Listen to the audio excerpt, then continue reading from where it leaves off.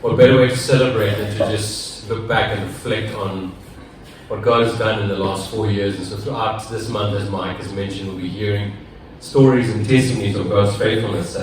So Brad is first up for the month. Glad you could make it because you were quite ill the last weekend as well and still not fully recovered yet. So it was January of 2020 and we shared the vision of this church with you. And generally people go, I'm going to think about it, pray about it, I'll come back to you. Some people come back to you a few days later, some people never come back to you. But you, in that moment, even as we were sharing the vision of this church, you said, Amen.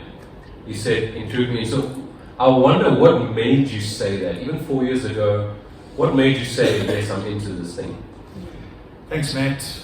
Thank you for giving me this opportunity. I think I've got a long story, but I'm going to try and keep it as short as possible. But I think, in answer to your question, I was seeking. And I think we're all seeking. I think we continue to seek. I don't think we ever stop seeking. And I was seeking for the truth. I was seeking for something real.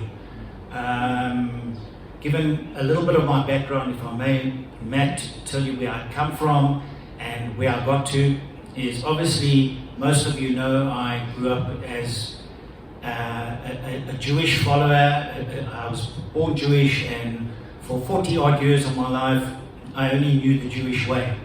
The Jewish way was all about tradition, was rituals, was just following the law, and that was it, and it sort of made it right. But for me, from a very young age, I was seeking.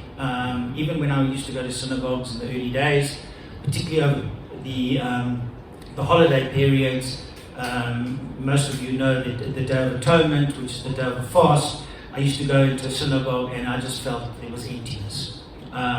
I got the opportunity 13 years ago, in fact, to meet Matt. He was a youth pastor at Northcliffe, where my partner Sue's daughter was. She was at Northcliffe High, and she was part of the youth movement there. And I got to meet Matt, and Matt and I got quite a story, I think, and how we met and what was then and what was now. But for me, there was a yearning, and even as Matt moved on, I used to say to Matt, whenever you decided to go and start your own church, plant your own church, I'm right there. And Matt went on his way. I carried on continuing and going to church and doing whatever. And then I was quite excited when Matt said that he was going to be starting his own church, and this new church plant. I was terribly excited. At the time, it was a tough time for me as well, because my mom, who's now passed on, fell very, very ill. So for me, I needed something more than I had before. And this is what Pulse Church gave me. It gave me meaning. It gave me a home, because I've always said, we're always looking for homes, okay? And this for me is a home. Not only is it a home, it's become a family. And from that point of view, I then became part of it. I was happy to be part of it. There's so much more that I need to do. There's so much more that I'm wanting to achieve through being part of Pulse. Just watch the space. This year is going to be a big year for me, for various reasons. So just watch that space. But Matt, I hope that answers the question. Yeah, sure. I mean, you mentioned some key words like home and family. Let me just press into that a little bit more. What makes it home and family to you? I think community. I think the fact that people are there for you in your time of needs. I'm going to bring a certain thing. I'm going to bring something up, and I'm not going to mention names, but you'll know exactly who I'm speaking about. I've had various coffee dates. We usually have coffee dates to court, and my coffee dates were courting with God. And every time I met with the brothers of the church, and a few of them are not here today, but most of you are here already. One of the brothers turned around to me one day at a coffee date, I won't mention her name, and said to me, this Brad that we see at church, is this the same Brad that we see every day? What is going on in your heart? And I think for me, it's about what's going on in the heart.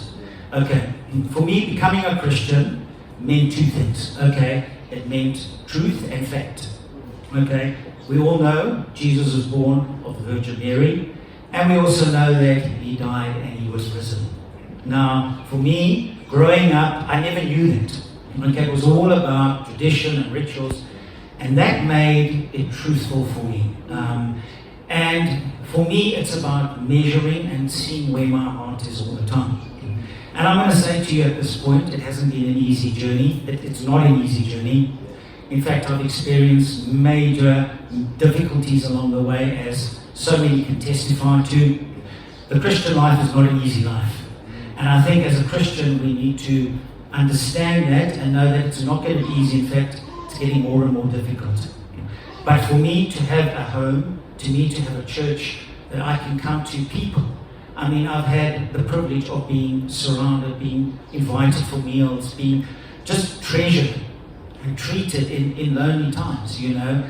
But that doesn't always mean that I'm close to God. With even that, it's a work in progress. Sometimes I feel so far away from Him. In fact, becoming a Christian at times, I even felt further away from Him than when I was not a Christian. And that has been for me. So that's what Pulse has done for me. It's brought me, it's given me community, it's given me love, it's given me brotherhood and society, of course. But we all together. And for me, I found that. Going to various churches, visiting churches, because you can understand, because of my heart, there was a seed that was planted. There's an organization which a lot of you may or may know about called Jews for Jesus. In fact, before I became a Christian, I was part of them. And one of the guys had said to me, and I said, but I don't know what this is in me. He said, you know, that's the seed. God has planted the seed and He's waiting for that seed to be germinated. So I just feel this is the season. It has been the season for a while. That God is germinating me and He's pruning me. He's pruning me. And that's why I can testify to where I am at the moment.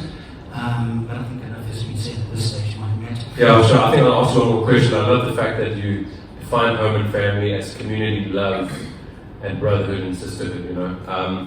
We could go on forever, but I wanted to ask, if you were to pinpoint in the last 4 years in your journey with us, in our journey together, what is the one big shift in your heart, in your mind, that has happened as a result of the work of the Holy Spirit through this community of faith?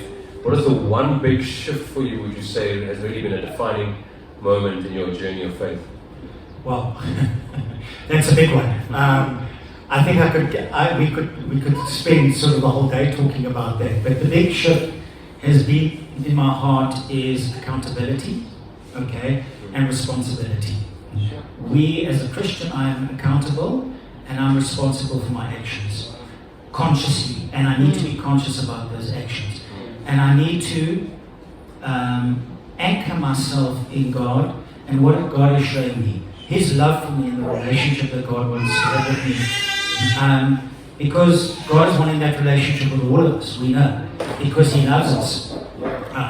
But we often are too far away to understand that and to really appreciate that. So for me, the big transformation, the big change for me in the last 4 years is to see that, to know the truth, to understand the truth, and to cement a relationship that I have with God. I'm not always going to get it right, but for me there has been that transition because of the encouragement, the love, the patience, and the perseverance to get to where I am at the moment. So for me, it's a change of heart to understand that she's agreeing with me, of course. Of course she's agreeing with me, Rodell. But to a point where the change has been the responsibility, the accountability that we all need to have as Christians and as believers. And I say that to believers and non-believers alike, because this is the truth. And people need to understand the truth. And it's important for us to spread the truth.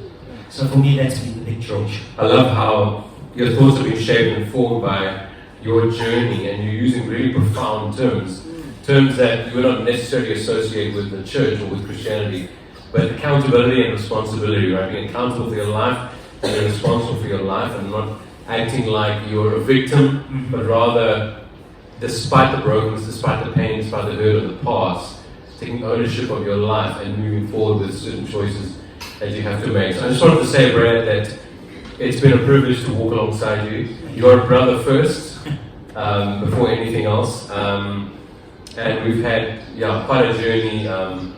Just got a window of some of the pain you've been through in the last 4 years, but yet you're here today testifying of the glory of Jesus. And so we're very grateful for that. I think in another episode we'll hear of other details as well. Yes. But today you just mentioned some really profound things, even for me, as I just sit and reflect on the last 4 years as a church. So, just thank you for being available to share, and we appreciate you, brother. Thank you. Thank you. Thanks, man.